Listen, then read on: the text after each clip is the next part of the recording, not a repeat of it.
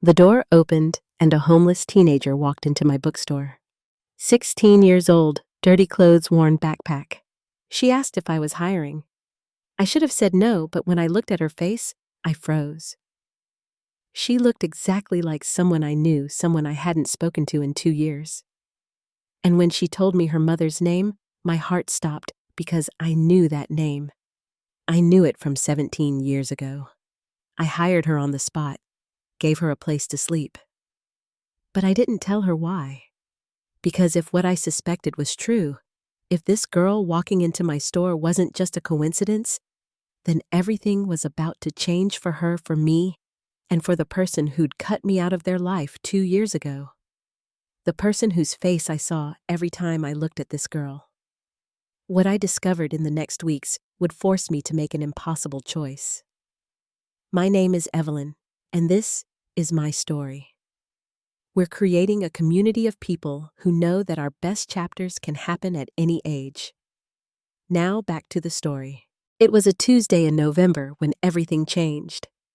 Cold outside, the kind that makes your hands ache. I had the heat turned up in the store, but it never quite reached the corners. 4 customers all day, maybe 5. I was behind the counter doing the accounts. Numbers that didn't look good no matter how many times I checked them. The bookstore felt too big with just me in it. Too quiet. The door opened. A girl walked in.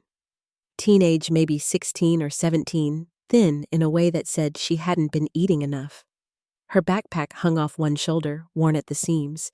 The jacket was too big, sleeves covering her hands, jeans with dirt at the knees. Something about her face caught my attention. Familiar somehow. I couldn't place it. She stood just inside the door like she was deciding whether to stay. Her eyes moved across the shelves, not casual browsing. She was studying them. I went back to my ledger, gave her space. She moved to the fiction section, young adult first, then literary. Her fingers touched the spines gently. She pulled a book out, opened it, read the first page, standing right there. I watched from the corner of my eye. She carried the book to another section, poetry, set it down on the small table, and kept looking. She was killing time. I could tell somewhere warm to be for a while. 20 minutes passed, maybe more. She came back to the poetry table, picked up the book she'd left, held it against her chest. Then she walked toward the counter, stopped a few feet away. "Excuse me?" Her voice was quiet. I looked up. "Yeah. Are you hiring?" She shifted her weight. "I need work. I'm really good with books." I set my pen down. "How old are you?" 16. Quick, like she'd practiced. "I know I'm young, but I work hard. I can prove it." 16. "What's your name?" "Emily." A pause. "Emily. Reed. Reed?" I turned the name over in my mind. Nothing came. "Where do you live, Emily?" She looked down. "There's a shelter 2 blocks over. I've been staying there." "A shelter? This kid was homeless." "You're not from around here?" "Numba, upstate. I ran away from an orphanage about a year ago." An orphanage. 16 years old. And already this much life behind her. "What about your parents?" She was quiet. "My mom died when I was 12. Her voice got smaller. "My dad died before I was born." That's what my mom told me. I watched her face. The way she said it, like she'd repeated those words so many times, they didn't hurt anymore. "I'm sorry," I said. She nodded. "Thank you." "What was your mother's name?" "Amanda." She looked up at me. "Amanda Reed." The air went out of the room. "Amanda. I saw her. Not this girl, but the girl from years ago." Dark hair pulled back, soft voice. "She used to come into the bookstore to meet Michael, my son. She'd sit in the corner with him reading poetry out loud while he pretended to pay attention. That was 16, 17 years ago. She came here all summer? Then she stopped. I asked Michael about it once. He shrugged, said they broke up, said she went back to her hometown. He didn't seem bothered by it, just moved on. I never saw Amanda Reed again after that. Never knew what happened to her until now. This girl standing in front of me, Emily Reed, 16 years old. The timeline fit. I looked at her again. Really looked. The way she held herself, the set of her jaw, something familiar I'd noticed when she first walked in. She reminded me of Michael when he was younger. My stomach dropped. Could she be no? I was jumping to conclusions. Amanda had been Michael's girlfriend for one summer. That didn't mean anything. Plenty of girls are named Emily. Plenty of last names are Reed. But 16 years old, Amanda's daughter. And that face, I needed to think. Needed to figure this out before I did anything stupid. Can I ask you something? Emily said. Of course. Do you really have a job? Or were you just being nice? The hope in her voice, the fear underneath it. I made my decision. I have a job. You're hired if you want it. Her eyes went wide. Really? Can you start tomorrow at 9:00? She stared at me. You don't know anything about me. I know you love books. That's enough for now. She was shaking just a little. I don't have references or anything. That's fine. I can work mornings, afternoons, whatever you need. We'll figure it out tomorrow. I came around the counter. There's a couch in the back office. It's not much, but it's warmer than a shelter. You can use it until you find something better. I can't pay you. You'll work. That's payment enough. Emily just stood there like she couldn't process what was happening. Her eyes filled up. She blinked fast, trying to hide it. Thank you, she said. Her voice cracked. I will not let you down. I promise. I believe you. She nodded, wiped at her eyes quick. 9:00. Chill. Tomorrow. 9:00. She turned to go. Made it to the door, stopped. Why are you doing this? I looked at this girl, this stranger who might not be a stranger. Because you asked, I said, and I have a job that needs doing? She nodded. Did not say anything else. Just walked out into the cold. I stood in the empty store, the account still spread out on the counter, the quiet pressing in. Amanda Reed had a daughter, and that daughter just walked into my bookstore. I sat down in the chair behind the counter, put my hands flat on the ledger. The math was simple. Michael dated Amanda 17 years ago, maybe 16. Emily was 16 now. It could be coincidence, or it could be something else. I did not have proof, just a gut feeling and a familiar face.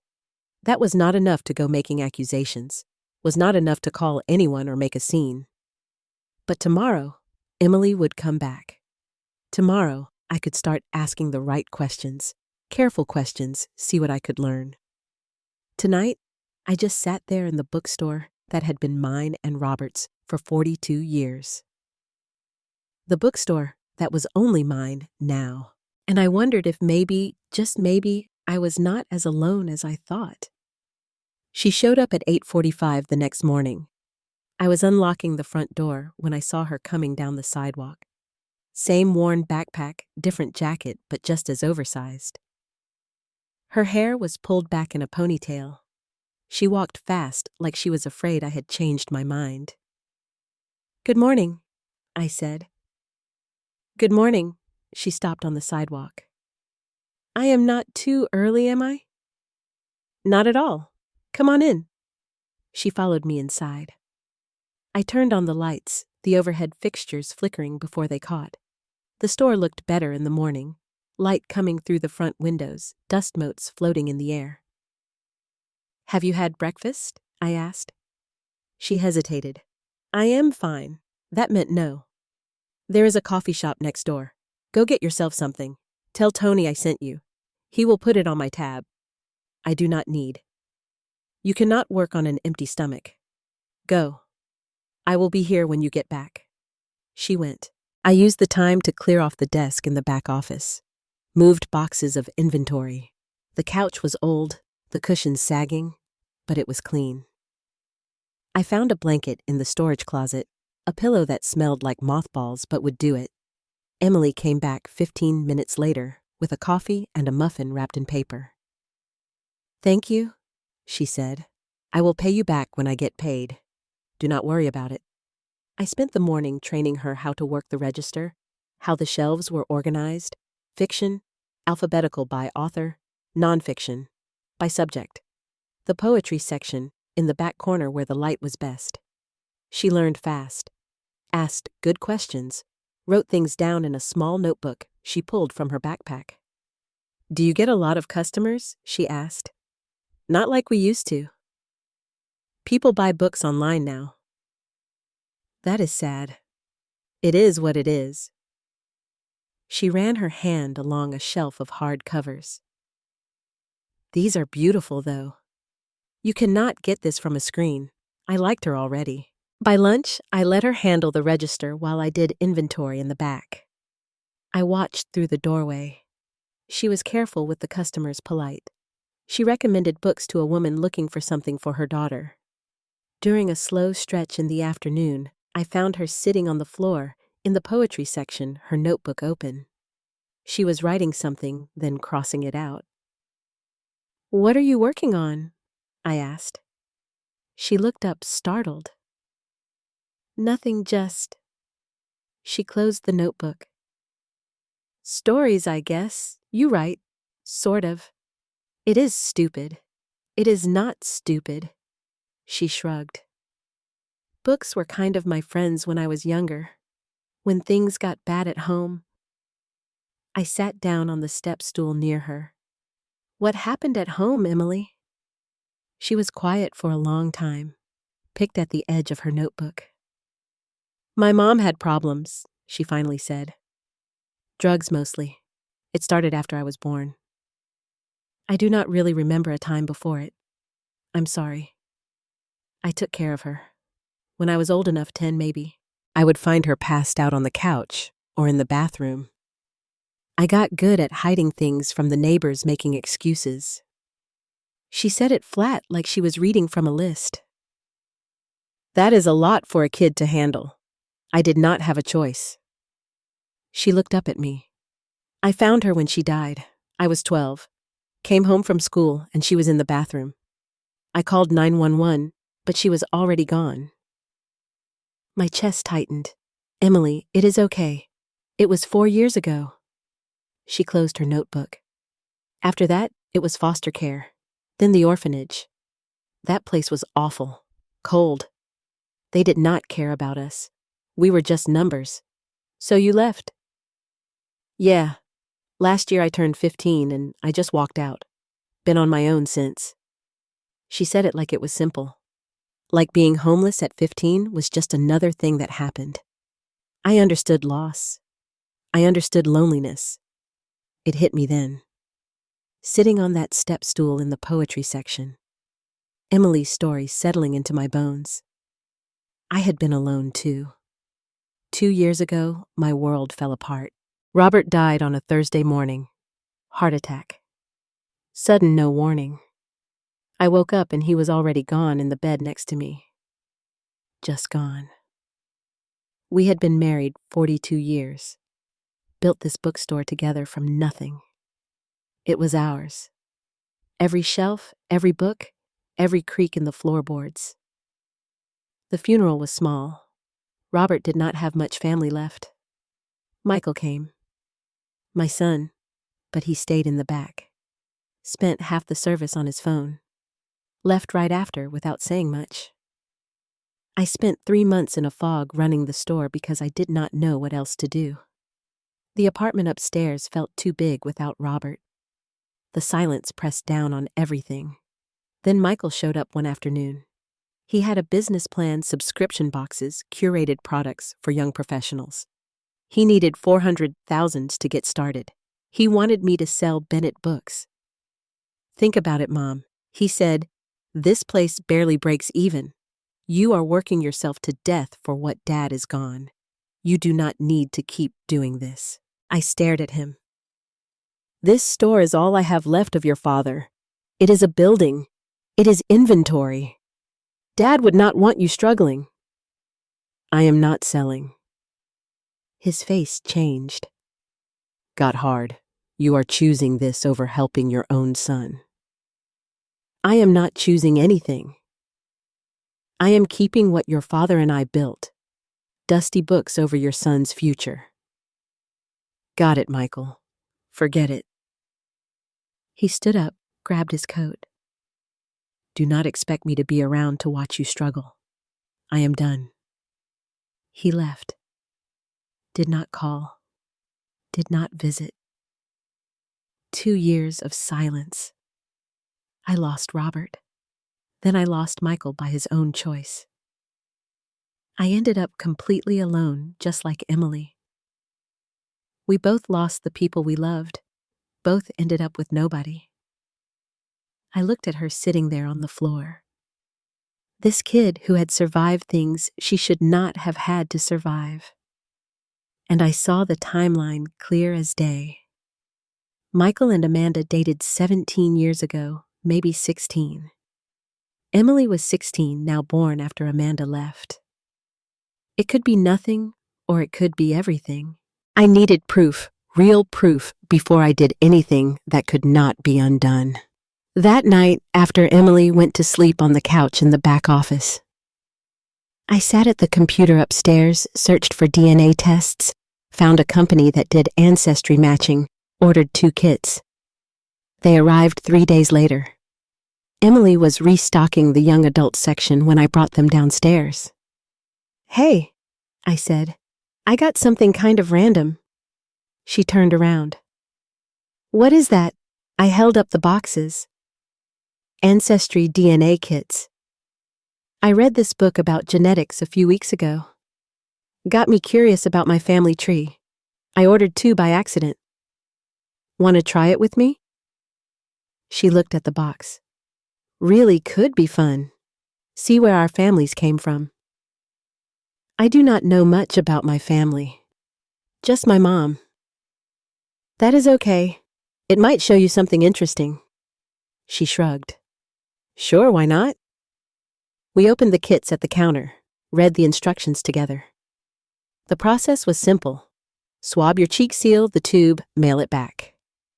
Emily did hers first. I watched her spit into the tube cap. It shake it. That is it, she asked. That is it. I did mine. We packaged them up, walked to the post office together, and dropped them in the mail slot. How long does it take?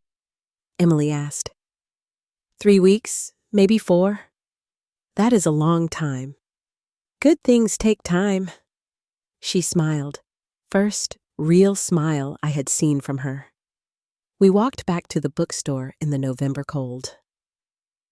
The sun was setting early. The streetlights were already on. 3 weeks until I would know for sure. 3 weeks until I would have proof. And then I would figure out what to do about Michael. The waiting started the next morning. Emily showed up at 8:30 with 2 coffees from Tony. Set one on the counter in front of me. Thought I would return the favor, she said. It became our routine. Morning coffee. Her behind the register while I unpacked new inventory. Lunch shared in the back office. Her asking questions about books I had loved. Me learning bits and pieces about who she was. The first week passed slow. Each day I watched her looking for more signs, more proof beyond a familiar face and a timeline that fit. She worked hard, never complained, never showed up late. On Thursday, I found her reading in the poetry section during her break, the same spot she had been that first day. Find something good, I asked. She held up the book. Ada Lim. My mom used to read poetry, she said. When I was little before things got bad, I sat down on the step stool. What was she like before Emily's face softened? She was good. Really good. She would make up voices for different characters when she read to me. She loved books almost as much as I do. Almost. A small smile. I might love them more. What happened to her? I mean, what changed? Emily closed the book, ran her finger along the spine. I think she was sad. My whole life, probably. Her parents kicked her out when she got pregnant. She was 20. She tried to make it work, but I do not think she ever stopped being heartbroken about it. 20. Same age Amanda was when Michael dated her. The drugs started when you were young. Yeah, I remember being maybe 5 or 6, finding needles in the bathroom, not knowing what they were. She paused. By the time I was 10, I was the one taking care of her. That is too much for a kid. I did not have a choice. She opened the book, again stared at the pages without reading. But there were good days when she would be clean for a week, sometimes 2. She would take me to the library. We would check out stacks of books. She would read poetry to me at night. What kind? All kinds. Whitman Plath. Collins. She had this old collection, torn cover pages falling out. She gave it to me right before. Emily stopped. Right before things got really bad, told me to keep it safe. Do you still have it? She nodded, reached into her backpack, and pulled out a small book. The cover was held together with tape, pages yellowed and bent. I carried it with me everywhere on the streets in the shelters. It is the only thing I have from her. She handed it to me. I opened it carefully. Inside the front cover, written in faded ink, "For my Emily love finds a way." Mom. My throat tightened. This is beautiful. She wrote that when I was 11, a few months before she died. Emily took the book back, held it close. Sometimes I read it and try to remember her voice, the way she would emphasize certain words, make them sound like music. Is that why you write, to remember her, kind of? She put the book away. I write the version of her I wish I had. The mom who stayed clean, who took care of me instead of the other way around. It is stupid. It is not stupid. It is survival. She looked at me. That is exactly what it is. The second week, Emily suggested we reorganize the young adult section. It is popular right now, she said. If we move it to the front window, more people might come in. She was right. We spent 2 days rearranging. She made little handwritten signs, recommendations for different age groups. Within 3 days, we had sold more young adult books than we had all month. You are good at this, I told her. She shrugged. I just know what I would have wanted when I was younger, a place that felt like it was for me. On Wednesday of that week, an older couple came in looking for a book club recommendation. Emily suggested a few titles, explained why each one would work. They bought 3 books and asked if we hosted book clubs. Not currently, I said. After they left, Emily turned to me. Could we host a book club? You want to run it? I could try.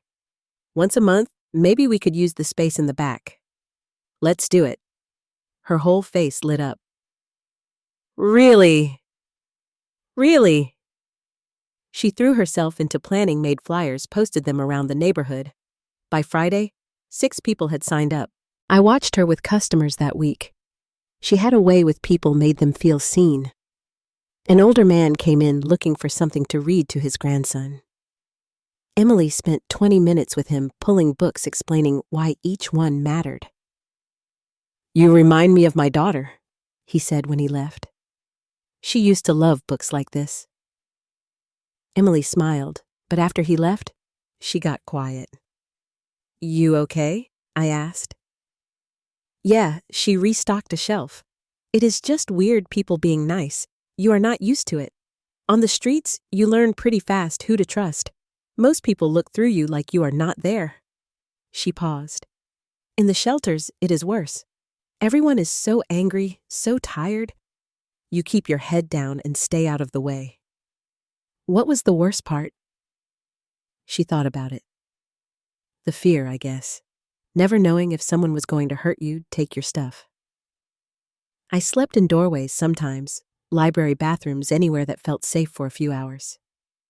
How did you survive? I was careful. Stayed in public places during the day. Avoided certain streets at night. She looked at me. I got lucky mostly. Could have been a lot worse. The third week, Emily asked me something I was not expecting.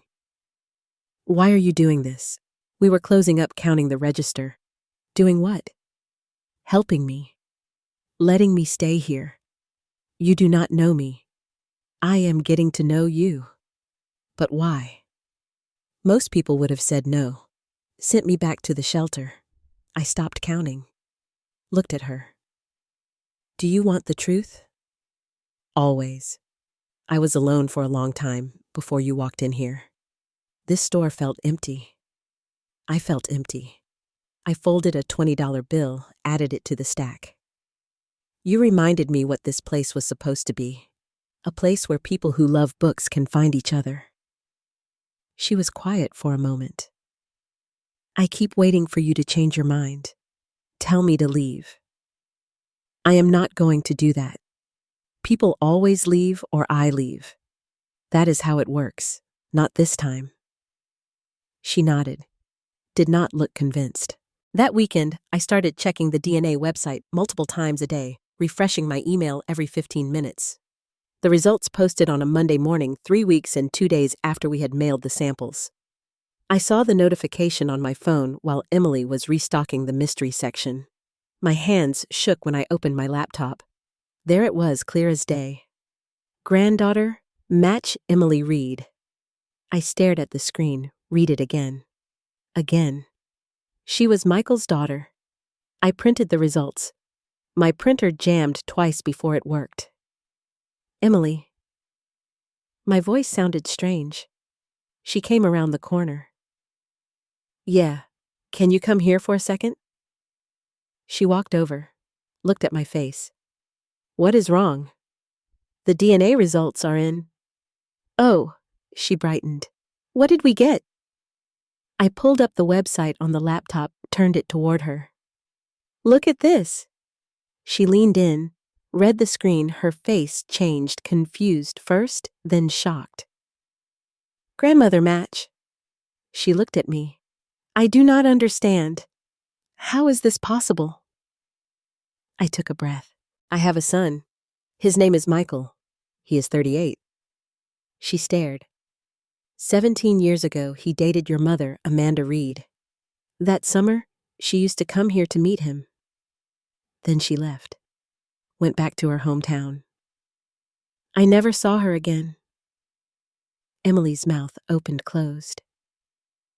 You are saying he is your son, my father? But my mom said he was dead. She lied, probably to protect you. Emily sat down hard in the desk chair. I have a father. Yes. He is alive, yes. She looked up at me, tears in her eyes. Do you think he knows about me? I do not know, but I am going to find out. When? Soon. I need to talk to him first before I stopped. I need to give him a chance to do the right thing. What if he does not want me? The fear in her voice, the hope underneath it. Then, he is a fool, I said. And you still have me. She wiped her eyes, looked at the screen again. We are really family. We are really family. She started crying then, real crying, the kind that comes from somewhere deep. I put my arms around her and let her cry into my shoulder. My granddaughter. I had a granddaughter. That afternoon, I waited until Emily went to lunch before I made the call. My phone sat on the counter in front of me. Michael's number still saved. 2 years since I had used it. I picked it up, put it down, picked it up again. What was I supposed to say? Your daughter is here. The one you did not know existed. Actually, maybe you did know. Maybe you knew and never cared. I dialed before I could talk myself out of it. It rang 4 times. I almost hung up. Mom, his voice same as always, impatient. Michael, I need you to come to the bookstore. Silence on the other end. Why I need to talk to you about something in person. I am busy. It is important. So tell me now. I gripped the phone. Do you remember Amanda Reed? Another silence. Longer this time. What Amanda Reed? You dated her 17 years ago. Why are you... He stopped. Why are you bringing her up? Just come to the bookstore today if you can. Mom, I do not have time for make time. My voice came out harder than I meant. This is not something we can do over the phone. He sighed heavy and annoyed. Fine, I can be there at 4:00. 4 works. He hung up without saying goodbye. I stood there holding the phone. My hands were shaking. Emily came back 20 minutes later with a sandwich from the deli down the street. You okay? She asked. You look pale. I called him. She set the sandwich down. And he is coming at 4:00. Her face went through about 10 emotions at once.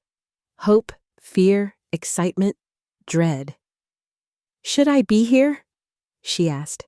Maybe stay in the back office. Let me talk to him first. What if he is happy? What if he wants to meet me?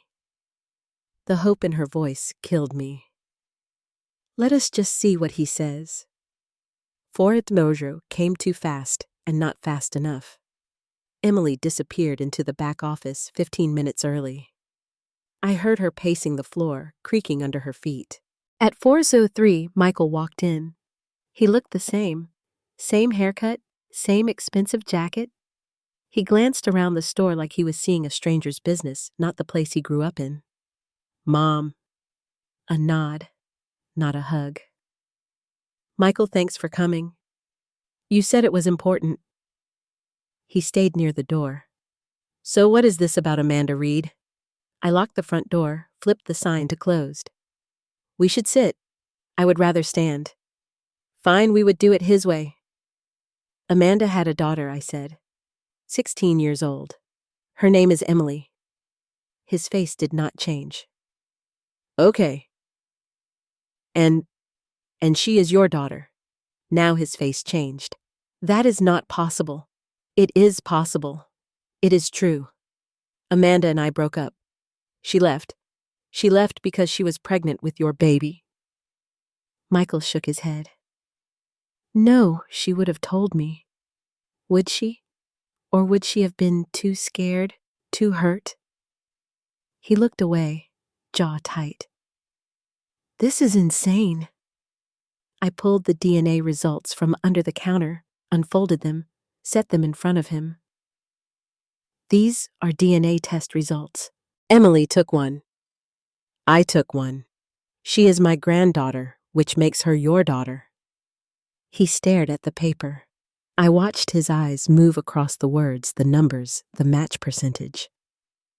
Where did you get this? Does it matter? You tested some random kid without telling me? She is not some random kid. She is Amanda's daughter. Your daughter. Michael pushed the paper away. I do not believe this. The science does not lie. Then it is wrong. Labs make mistakes. Michael, no. He stepped back. Why are you even telling me this? The coldness in his voice, like we were talking about a stranger, not his own child. Because she deserves to know her father, I said. Amanda died 4 years ago. Overdose. Emily was 12. She has been in foster care in an orphanage. She ran away last year. She has been homeless. Nothing. No reaction at all. She is 16 years old, I continued. And she has been through hell. The least you can do is meet her. I do not want to be a father. He said it flat. Simple, like it was obvious. My stomach turned. What I never wanted kids, I made that clear back then. You told Amanda that. Yeah. When she started talking about the future, I told her I was not interested. That is probably why she left. He said it like it was reasonable, like abandoning a pregnant woman was just a difference of opinion. So you knew. I said, you knew she was pregnant. Yeah, she told me. I told her I did not want anything to do with it. I was clear about that. That is why she left before I had to deal with it. Deal with it? Like Emily was a problem to solve. She is a person. Michael a kid? Your kid. I have my own life. He crossed his arms. I am not doing this. You will not even meet her. No, she is right here in this store working for me. His eyes flicked toward the back, then back to me. I do not care. How can you say that? Because it is the truth. He grabbed his keys from his pocket. Find someone else to guilt-trip Mom. I am not interested in playing happy family. This is not about playing anything. This is about a girl who deserves what a father who does not want her. That will be great for everyone. You are unbelievable. No, I am honest. He turned toward the door. Amanda made her choice. She had the kid. That was on her, not me. Do not contact me about this again. He unlocked the door, walked out, did not look back. I stood there, in the empty store, the DNA results still on the counter, the silence pressing down. That was it. That was my son. I heard the back office door open. Footsteps on the old floor. Emily appeared in the doorway. Her face told me she had heard everything. He does not want me, she said. Not a question, Emily. It is okay. She wiped her eyes fast. I figured. It is not okay. He should want you. He should have. It is fine. Her voice cracked. I am used to it. I came around the counter, pulled her into a hug. She cried quietly. The kind of crying you do when you are trying not to bother anyone. I am sorry, I said. I am so sorry. You tried. That is more than most people would do. He is wrong. You know that, right? This is not about you. It is about him being selfish and cruel. She nodded against my shoulder. My mom was right. She told me he was dead. She was protecting me. She loved you. I know. We stood there for a long time, the store quiet around us, the afternoon light fading through the windows. Finally, Emily pulled back, wiped her face. So what now? She asked. Now you stay here with me. This is your home. You do not have to. I want to. I held her shoulders, looked her in the eye. You are my granddaughter, your family. Michael does not get to decide that. What if he changes his mind? Then we will deal with it, but I am not holding my breath. She nodded, tried to smile. Can I ask you something? Anything. Do you think something is wrong with me? Like, why does he not want me? My heart broke. There is nothing wrong with you. Not one single thing. He is broken. Not you. Are you sure? I have never been more sure of anything. She hugged me again, tighter this time. Thank you, she whispered, for trying, for caring. You do not have to thank me. I do, though. We stayed like that until the light outside turned purple, until the streetlights came on, until the world felt a little less sharp. Emily went upstairs to lie down. I stayed in the store, cleaned up, put the DNA results in a drawer. Michael did not want his daughter. Fine, I did, and that was going to be enough. The next morning, we moved Emily's things upstairs. She did not have much. The backpack, the poetry book, 3 changes of clothes, a toothbrush still in its package from the shelter. "That is it?" I asked. She shrugged. "Easier to run when you do not have stuff weighing you down. You are not running anymore." She looked at me, nodded. I showed her the spare bedroom, Robert's old office.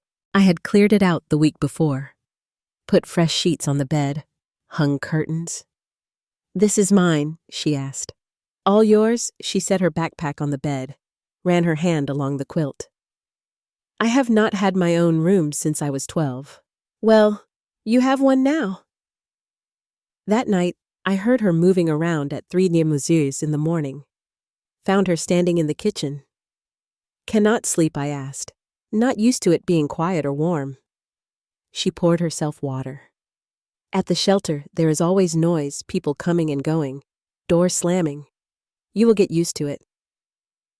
"Yeah." She drank the water. "Thank you for this, for everything. Your family. This is where you belong." She smiled, went back to bed. Within a week, she enrolled in night classes to finish high school, worked the bookstore during the day, studied at the counter between customers. I watched her balance both without complaining. Never late, never asking for anything. "You are allowed to take breaks," I told her once. "I am fine. I like being busy." The months moved fast. Her first book club meeting brought in 8 people. By the 3rd month, we had 20 regulars. Emily led discussions like she had been doing it for years. Asked questions that made people think, made everyone feel heard. The bookstore started bringing in more money. Not a lot, but enough that I could pay Emily a real wage, not just room and board. "You do not have to," she said when I handed her the first check. "Yes, I do. You work. You get paid." She stared at the check like she had never seen one before. Spring turned to summer. Summer to fall. Emily turned teen in November. I made her a cake. Chocolate with vanilla frosting. She cried when she saw it. "No one has made me a cake since I was 11, she said. We ate it in the kitchen upstairs, just the 2 of us. 2 weeks later, she walked across a stage and got her high school diploma. I sat in the audience with a dozen other families and watched her receive that piece of paper. She found me after, hugged me hard. "I did not think I would ever finish," she said. "I knew you would." That winter, I found her notebook on the counter. She had left it there while restocking. I should not have looked, but I did. The pages were filled with stories, some crossed out, some finished. Her handwriting small and careful. The stories were good, really good, raw and honest about a girl surviving things she should not have to survive. "You read it," Emily said behind me. I turned. "I am sorry. I should not. It is okay." She took the notebook. "They are not very good." "They are excellent." She looked doubtful. "I mean it." I said, "You have real talent. You are just saying that. I have been selling books for 42 years. I know good writing when I see it." She bit her lip. "You think I could write a book?" "Yes." "Really, really." She started writing seriously after that. Every night after the store closed, weekends, early mornings before we opened. At 19, she finished her first manuscript, 300 pages, a novel about a girl taking care of her mother, finding her dead, surviving foster care, finding hope in books. She gave it to me on a Tuesday. "I do not know if it is any good," she said, "but I finished it." I read it that night. All of it. Could not stop. When I finished, I went to her room, knocked on the door. She opened it, saw my face. "It is bad, is it not?" she said. "It is beautiful." My voice cracked. "Emily, this is really beautiful." She started crying. "You mean it, every word." We spent the next year learning how to query agents. Emily wrote letters, sent them out, Got rejections. Lots of rejections. Maybe it is not good enough, she said after the 20th one. It is good enough. You just have not found the right person yet. She kept trying. The bookstore kept growing. Emily set up social media accounts, posted about new releases, author recommendations, photos of the store. People started coming in because they had seen us online. You are good at this, I told her. It is easy when you love what you are doing. At 21, an agent said yes. Emily called me from the back office, shaking. She wants to represent me. That is wonderful. She thinks she can sell it. Of course she can. 3 months later, the manuscript sold. Small publisher, modest advance, but it was real. Emily held the contract in her hands like it might disappear. I am going to be a published author, she said. Yes, you are. 2 years later, her book came out. We hosted the launch party at the bookstore. Packed the place. Emily read from chapter 1. Her voice steady, strong. I stood in the back and watched her. This girl who had walked in homeless and scared, now standing in front of 50 people reading her own words. After everyone left, we sat in the quiet store. Thank you, Emily said, for believing in me. I will always believe in you. The book did well. Not a bestseller, but it sold. Got good reviews. Won a regional award for debut fiction. The local paper did a small piece on her. Local author publishes first novel. Emily smiled for the photo, but did not make a big deal of it. At 25, her second book came out. Sold better than the first. Made some bestseller lists. Not the big ones, but enough. Publishers started paying attention. Her third book sold at auction. 6 publishers bidding. The advance was $220,000.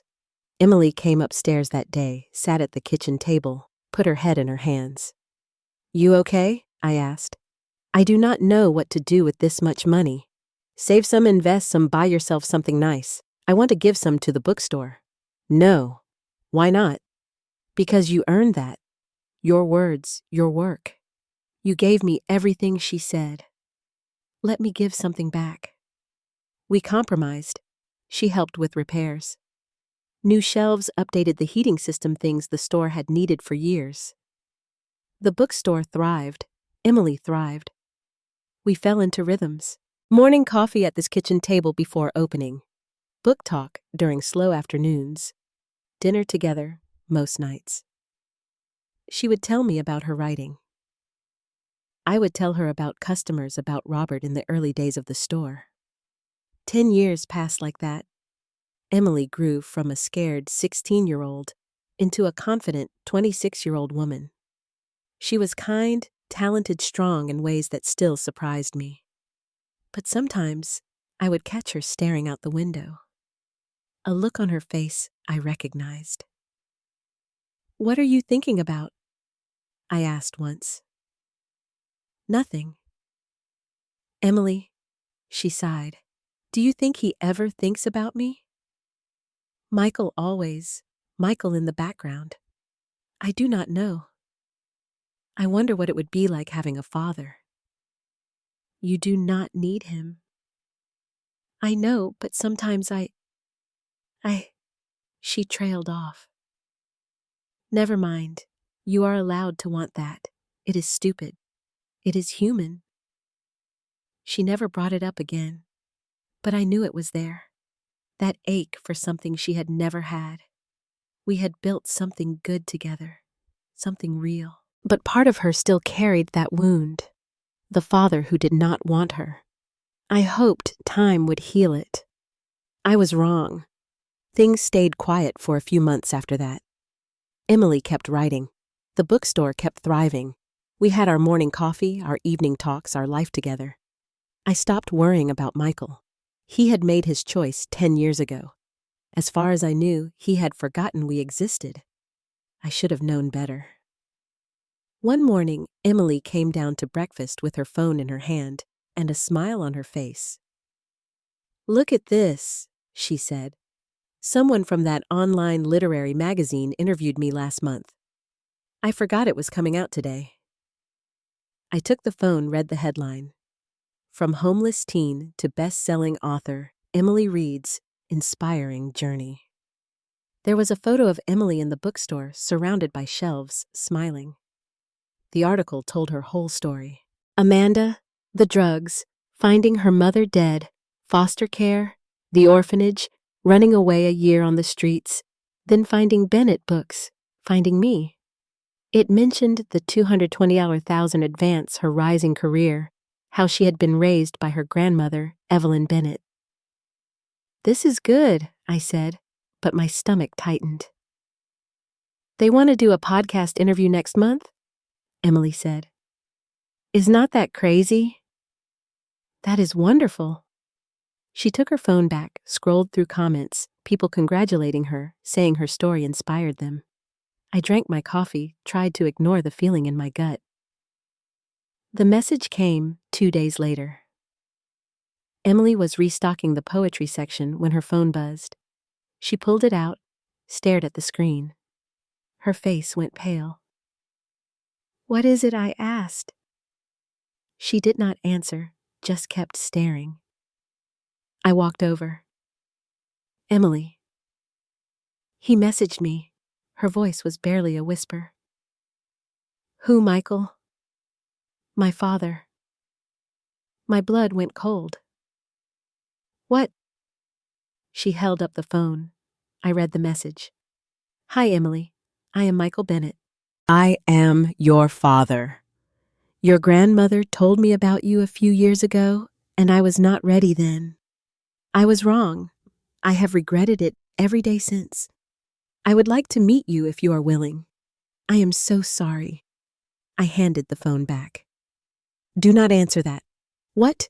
"Do not answer it." "Block him." "Why would I block him? Because he wants something." Emily's face changed. "You do not know that." "Yes, I do. He saw that article, saw you are successful now. He is interested." "Maybe he has changed. People like Michael do not change." "You do not know him anymore. It has been 10 years. I know him better than anyone." Emily put her phone in her pocket. "People deserve second chances. Not him." "Why?" "Because he hurt you, or because he did not want me both." "Well, maybe I want to give him a chance anyway." We stared at each other. First real fight we had ever had.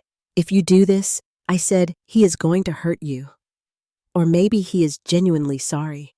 Maybe he wants to be in my life. He abandoned you before you were born, and maybe he regrets it. The message says he regrets it." "Words are easy, Emily, so I should not believe anyone who apologizes." "You should not believe him." She turned away. "I am going to answer him. Do not. It is my choice." She walked to the back office, closed the door. I stood there in the poetry section, surrounded by books about love and loss and betrayal. This was going to end badly. I knew it in my bones. The first coffee meeting happened 3 days later. Emily came home glowing. "He was so nice," she said. "He apologized for everything. Said he was young and scared. That he has thought about me for years." "What else did he say?" "He asked about my writing about my books. He seemed really proud." "Of course he did. Are you going to see him again?" "He asked if we could meet next week. Is that okay?" "You do not need my permission. I know, but I do not want you to be upset. I am not upset. I was terrified. I just want you to be careful." "I will be." The meetings became regular. Once a week, then twice. Coffee turned into dinner. Dinner turned into lunch on weekends. Emily texted me updates. "He is so funny. He told me about his startup ideas. He asked to see my manuscript." I watched from a distance, waited for the other shoe to drop. After a month, Michael started showing up at the bookstore. Always when I was not there, Emily would mention it later. Dad stopped by today. Dad. She was calling him Dad now. What did he want? Just to say hi. He bought a book. One of mine. How nice. You do not like him being around. I do not trust him. You do not trust anyone. That is not true. You have been alone for so long. You forgot what it is like to let people in. That stung. I let you in because you had to. I needed help. That is not why. Then why do you not want me to have a father? I want you to have a father who actually cares about you, not someone who showed up the second you became successful. Emily's face hardened. You are wrong about him.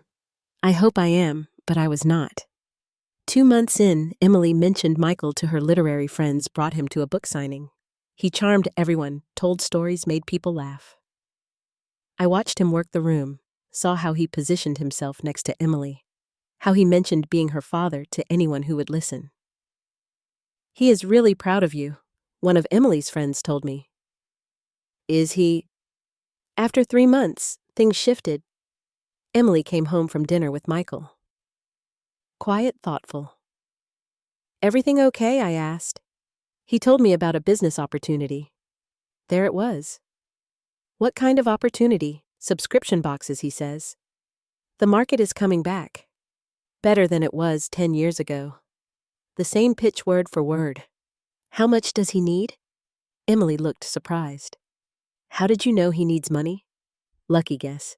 He needs investors, people who believe in the concept. And he asked you. He said he would understand if I was not interested. But he wanted to give me first opportunity since I am family. Since I am family, the words made me sick. How much? 100,000 to start. But he says the returns could be huge. Emily.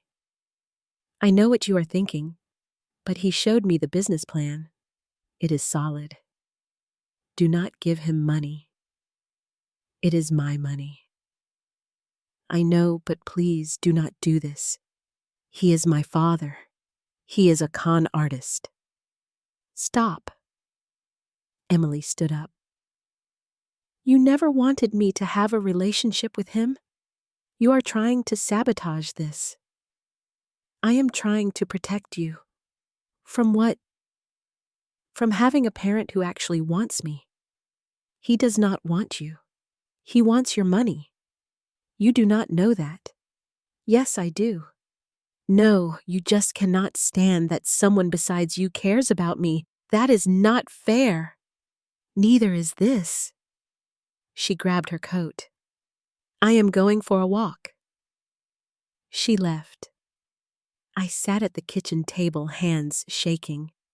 I had to do something, had to prove what Michael was really after. The plan came to me that night. It was risky. If I was wrong, Emily would never forgive me. But if I was right, she would finally see the truth. I called Michael the next morning. Mom. He sounded surprised. What is going on? I need to talk to you in person. About what? About Emily and money. Silence. Okay, when today? 4:00. Bennett Books. I will be there. I hung up. Texted Emily. I need you to trust me. Come to the bookstore at 4:15. Do not come inside.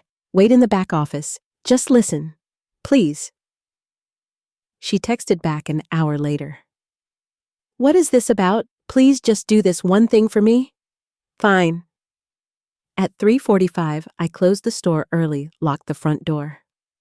Emily arrived at 4:15. I let her in through the back. What is going on? She asked. Michael is coming. I am going to talk to him. I need you to listen from the back office. Why? Because I need to prove something, and you will not believe me unless you hear it yourself. This is crazy. Just listen. That is all I am asking. She looked at me. You really think he is using me? I know he is. And if you are wrong, then I will apologize to both of you. She went to the back office, left the door cracked. Michael arrived at 4:03. I let him in, locked the door behind him. What is this about? He asked. Sit down. He sat at one of the reading tables, looked around the store like he was appraising it. I have been thinking I said about what you said 10 years ago about selling this place. His eyes sharpened. Okay, you were right. I am getting older. This is too much work, so you are ready to sell. Maybe. The property is worth more now, $500,000 at least. I watched his face, saw the calculation happening. That is good, he said carefully. I will sell it, I said, and I will give you all the money. What? Every penny. $500,000. Maybe more if I get a good offer. He leaned forward. Why would you do that? One condition. What you disappear from Emily's life completely. No contact. Block her number. Block her social media, walk away, and never come back. Michael stared at me. You are serious. Dead serious. The money is yours if you leave her alone. She is an adult. She can make her own choices. Then make yours. The bookstore, or your daughter. He was quiet for maybe 5 seconds. Deal. My heart sank. I had hoped I was wrong. When do I get the money? He asked. I need time to list the property. A few months. How do I know you will actually do it? How do I know you will actually leave? He smiled cold. I guess we trust each other. I guess so. I paused out of curiosity. Why the yes? Why not fight me on this? He shrugged. Be realistic. She will get over it. She got this far without me. She does not really need a father. She wanted one, though. Sure, but that is not my problem. And honestly, he looked around. She has got her books, her writing. That will keep her busy. Kids do not need as much as people think. That is your daughter you are talking about. That is $500,000 you are offering. You are. Actually, with the right agent, you could probably get $450,000. Behind him, the back office door opened. Emily stepped out. Her face was wet with tears, but her eyes were clear. Michael turned, saw her. His expression did not change much, just a slight tightening around his mouth. Hey, Emily, he said. Do not. Her voice was steady. Do not call me that. Look, this is exactly what it looks like. She walked closer. You were using me. I was not. You were waiting for me to give you money the whole time. Every coffee, every dinner, you were just waiting. That is not true. Yes, it is. You said it yourself. I do not really need a father. Michael stood up. She set this up. She manipulated this whole conversation. She was right about you the whole time, and I did not believe her. Emily, come on. You are smarter than this? Yeah, I am. She crossed her arms. Get out. There is no bookstore. Money is there? He looked at me. No, I said. His face went hard. This is ridiculous. I never wanted a kid then, and I do not need this drama now. He grabbed his jacket. You two deserve each other. Stuck in this pathetic bookstore, playing happy family. He walked to the door, unlocked it, slammed it behind him. Emily stood there shaking. I went to her, put my arms around her. She collapsed, sobbed into my shoulder. I am sorry, I said. I am so sorry you had to hear that. You were right. You were right about everything. I wish I had been wrong. I really thought she could not finish. I know. I am so stupid. You are not stupid. You wanted a father. That is human. He never cared. No, he did not. We stood there in the bookstore, just the two of us, the only family either of us needed. Thank you, Emily said finally. For what? For saving me from making a huge mistake. That is what family does. She pulled back, wiped her eyes. I love you. I love you too.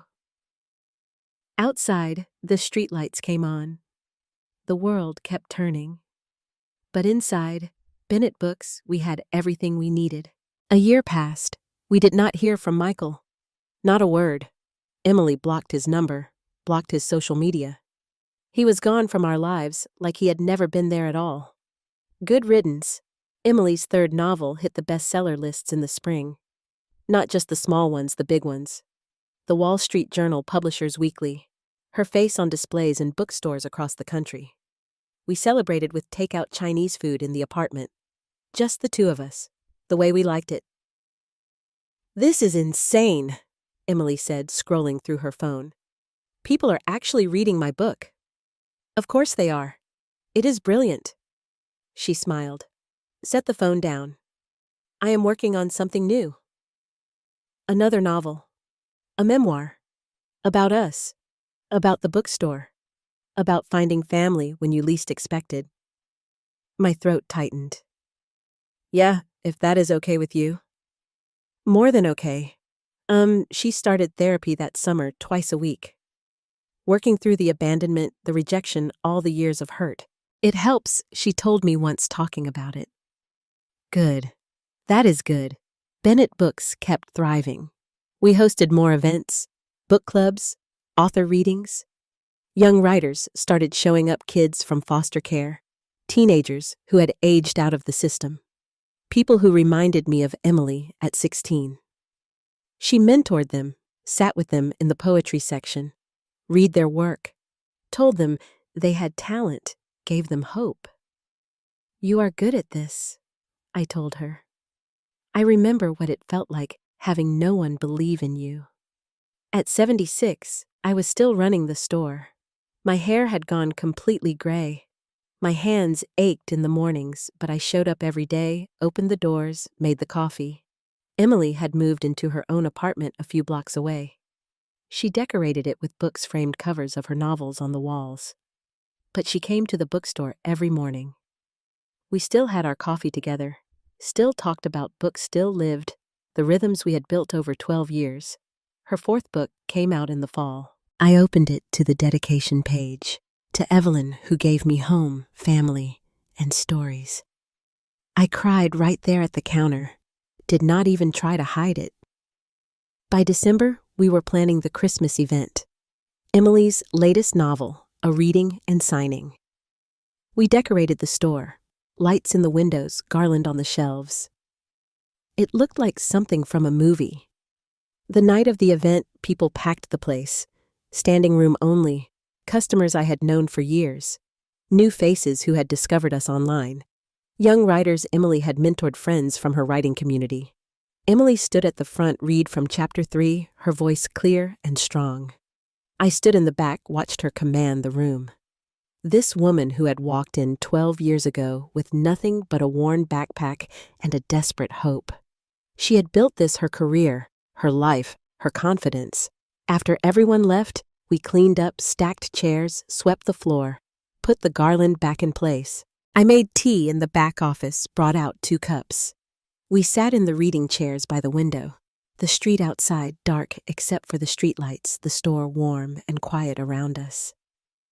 I never thanked you properly, Emily said. For what? For that day when I walked in here. You did not have to hire me. You did not have to care. I saw you. That is all. Most people do not see homeless kids. They look away. Well, I am glad I did not. Well, me too. She sipped her tea. This store was dying when you got here, you know. I barely had customers. You saved me too, I said. We sat in comfortable silence, the kind that only comes from years of knowing someone, of building a life together, one day at a time. Emily laughed suddenly. Something she had read on her phone. The sound filled the store, bounced off the shelves, warmed the corners that used to feel so cold. I looked around at the books, at the lights in the window, at this girl who had become a woman, who had become my family. 12 years ago, I had been alone, grieving, going through the motions. Then a girl walked in, asking for a job, and everything changed. Not because of grand gestures or dramatic moments, but because of coffee in the mornings, books shared in the afternoons, dinner conversations that stretched into evening small kindnesses that built into something unbreakable. Michael never understood that. He had been looking for something big, something profitable, something impressive. He had missed what was right in front of him, his loss. Emily set her cup down. I should head home early morning tomorrow. Okay. She hugged me at the door and said, Love you too. She walked out into the December cold. I watched through the window until she turned the corner. Safe. I locked up, turned off most of the lights, left the window display glowing. Upstairs, the apartment was quiet, but not lonely anymore. Never lonely. I made myself another cup of tea, sat at the kitchen table, looked at the framed photo Emily had given me last Christmas, the two of us in the bookstore both smiling. My granddaughter. My family. Tomorrow she would be back. We would have our coffee talk about books, serve customers, live our ordinary, extraordinary life. So, that is my story. I would love to hear what you think. Should Emily have given Michael a second chance? Or should she have listened to me from the start? Let me know in the comments and subscribe for more stories like mine.